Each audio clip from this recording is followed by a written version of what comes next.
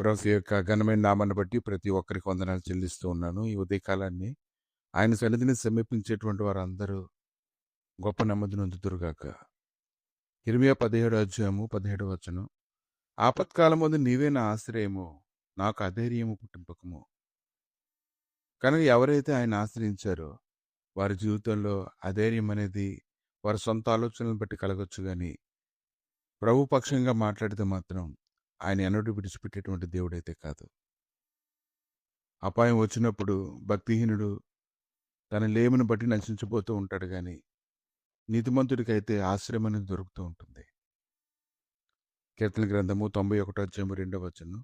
ఆయనే నాకు ఆశ్రయము, నా కోట, నేను నమ్ముకుని నా దేవుడిని యెహోవాను గురించి చెప్తున్నాను.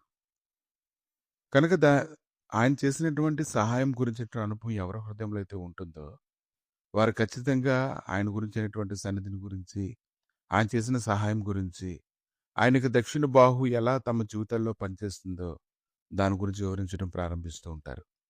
పరిశుద్ధ గ్రంథంలో ఎంతోమంది భక్తులు, ముఖ్యంగా పేతురు అనేటువంటి భక్తుని చూసినప్పుడు ఆయనైతే తన జీవితంలో అనేక మార్లు దేవుని శోధిస్తూ వచ్చాడు, అనేక మార్లు సందేహిస్తూ వచ్చాడు, అనేక సార్లు కృంగిపోతూ ఉన్నాడు. కానీ ఒకానొక సమయం వచ్చినప్పుడు అతడు బలం పొందుకున్నప్పుడు ఆయన గురించి అనేక మందిలో సాక్ష్యం చెప్పడానికి అతను ఎంతమాత్రం కూడా సిగ్గుపడలేదు.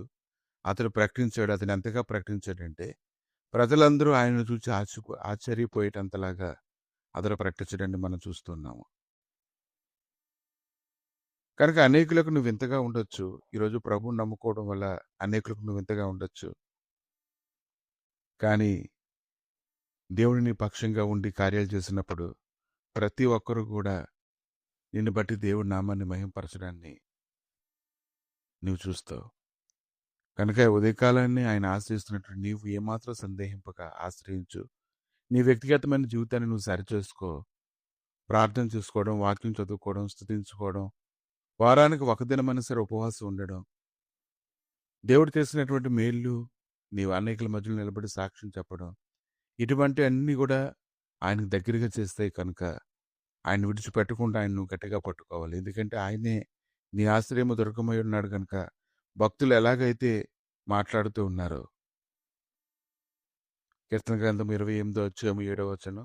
యెహోవా నా ఆశ్రయము, నా కీడెము, నా హృదయం ఆయన యందు నమ్మికించును కనుక నాకు సహాయం కలిగెను. కావున నా హృదయం ప్రహర్షించుచున్నది, కీర్తనలతో నేను ఆయనను స్తుతించున్నాను.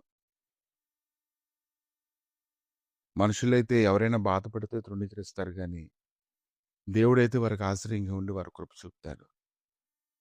అప్పుడే వచ్చినటువంటి వారందరికీ దేవుడు ఎంతో కృపనిచ్చినటువంటి దేవుడు. ఎన్నాళ్ళ నుంచో నువ్వు ఆయన నమ్ముకొని ఆయన మార్గాలు నడవడానికి నువ్వు ప్రయాసపడుతుండగా దేవుడు నిన్ను ఎందుకు విడిచిపెడతాడు? ఈ ఉదయకాలాన్ని ఆయన కృప నీకు తోడుగా ఉండి అన్ని విషయాల్లో నీకు సహాయం దొరుకును కాక. నువ్వు లోతుగా ఆయన లేఖనాలు ధ్యానించు, గొప్ప కృప నువ్వు పొందుతావు.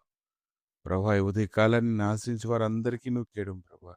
ఈ దినం ఎగ్జామ్స్ రాసేటువంటి వారిని, అనేక పనుల మీద పరిగెడుతున్నటువంటి వారిని, ఎవరెవరు ఏదైతే ఈరోజు ప్రారంభిస్తూ ఉన్నారో, ప్రారంభించిన దాంట్లో ఎవరైతే కొనసాగుతూ ఉన్నారో అటువంటి వారందరికీ నాయన నీ సహాయం అనుగ్రహించి బలపరిచి, స్థిరపరిచి, కృప చూపించి మహిమని ప్రకటించమని యేసుక్రీస్తు నామములో అడిగి వేడుకుంటున్నాము తండ్రి. ఆమేన్.